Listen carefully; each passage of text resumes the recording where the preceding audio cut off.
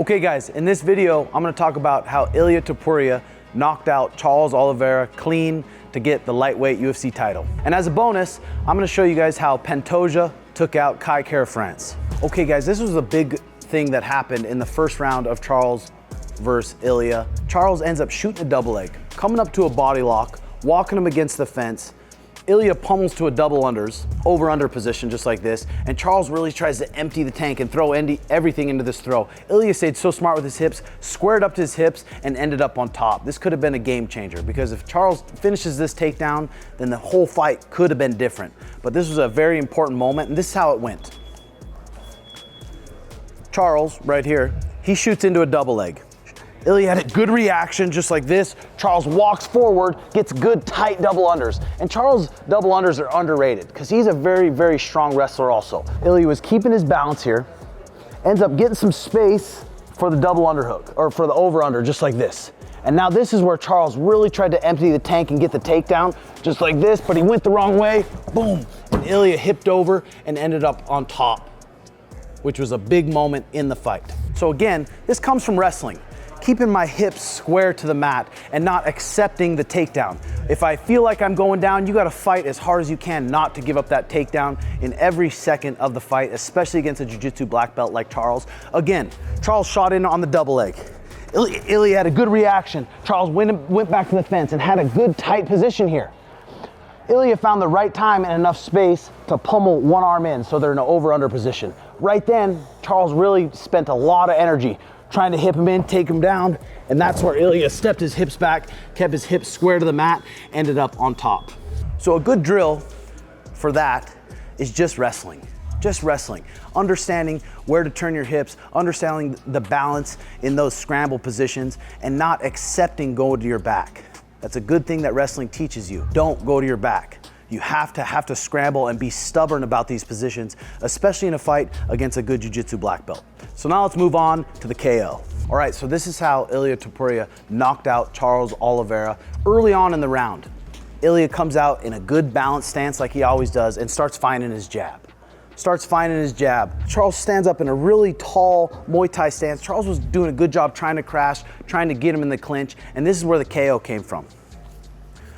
So Ilia, on his back foot, he stuttered, changed levels with his knees, and jabbed to the gut. Came back out, jab to the face. And now when they met this time, Ilia stepped into a hard right hand, boom, and a clean left hook. They reset, so he stuttered, boom, jab to the gut, jab to the face. And then they crowded, boom, boom, a right hand, left hook. So a good drill you can do at home is just thousands and thousands of reps on your jab to the face. When you're jabbing to the gut, change levels with your knees and jab into the stomach, especially when someone fights really up high. As soon as you start finding your jab on people, it's gonna open up everything else. It's gonna open up right hand, left hooks. It's gonna open up 3-2s. As soon as people are feeling jabs over and over, it's gonna open up everything else. So again, a good drill you can do at home with your partner. Ilia did a good job at stuttering, changing levels with his knees. Notice Ilia wasn't jabbing like this. He was changing levels with his knees where he still got good defense, jabbing to the gut, back out. Jab to the face, back out. They collided, right hand, left hook. And when Ilia throws his shots, he throws all his shoulders, his hips, his whole body goes into these shots. They're really fast and they're clean, but notice when he's throwing his shots, he throws his right hand, his shoulders, hips turn over, he pulls it back to get his right shoulder behind him, boom, and he throws the whole left hook. The right hand itself would have knocked out Charles, but he knocked him out twice with the right hand and the left hook. We'll do it one more time just for fun.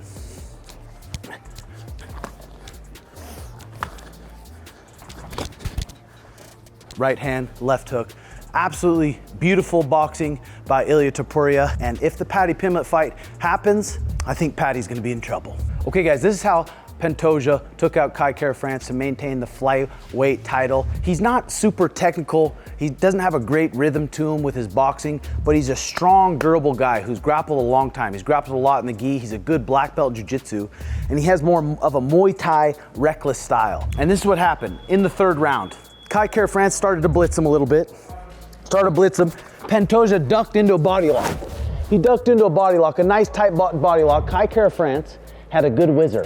Pantoja's squeeze is so tight that Kai Kara-France gave up the whizzer to try to start to fight hands.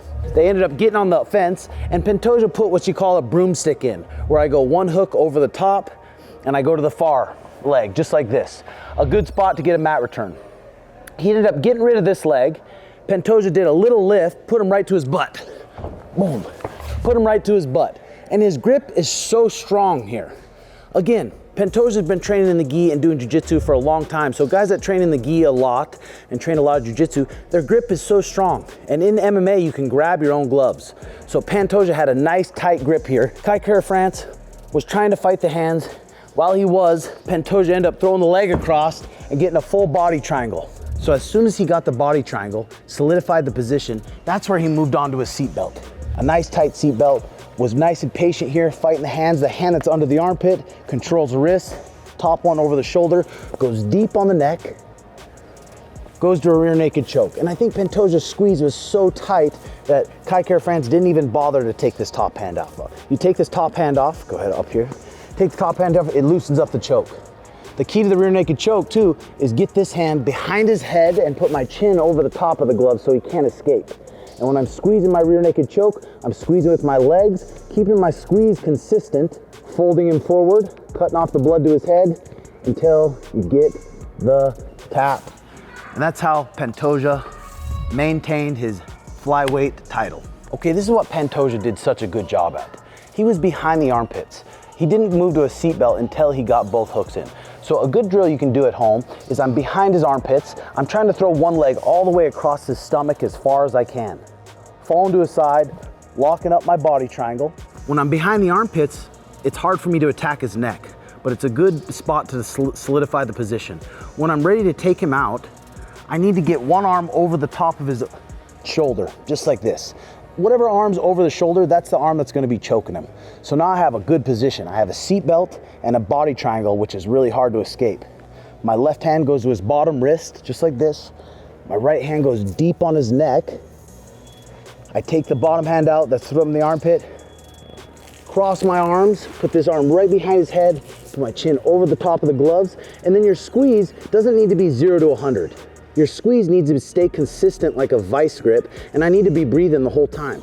My head's so close to his, if I'm holding my breath, he can hear me hold my breath.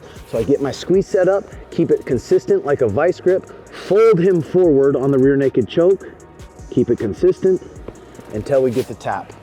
And that's how you can prove your rear naked choke at home, on your uncle, on your neighbor, or whoever you want. Thanks for watching, guys. Hope you enjoyed this video. Hit that like and subscribe button. Comment your thoughts below, and make sure to follow Tommy Gun McMillan, my 8-0 featherweight, who's making his debut on the Contender Series September 9th.